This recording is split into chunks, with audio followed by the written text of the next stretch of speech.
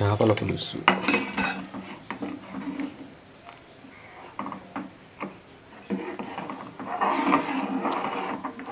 అల్లం వెల్లుల్లి paste, onions ఆయిల్లో వేసి డీప్ ఫ్రై చేసి టమాటాలు కూడా వేసి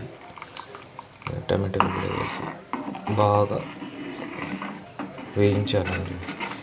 బాగా వేయించాక చెక్క, లవంగా, ఇలాచీ వేసేసి కొంచెం మెంతులు వేసేసి ఇలా కలపెట్టేసి పొర్లించాలండి.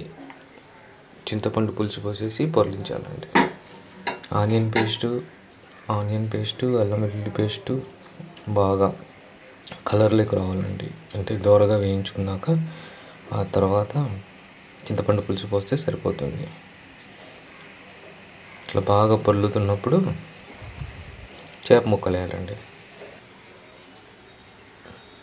ఇలా ఉప్పు, కారం, పసుపు వేసుకొని ఒక 2 hours మ్యాగ్నేట్ చేసిన చేపల ముక్కలు తీసుకొని ఒక్కొక్కటి ఇందులో ఇవ్వాలండి. ఇలా ఒక్కొక్కటి ఇందులోకి వేసేసి ఇది కొంచెం స్టీమ్లో పెట్టేసుకోండి. ఎందుకంటే చేపలు ఒక్కొక్కటి వేయాలి కదా. ఇట్లా ఒక్కొక్కటి వేసేసి చేపలు చిన్న చిన్న ముక్కలు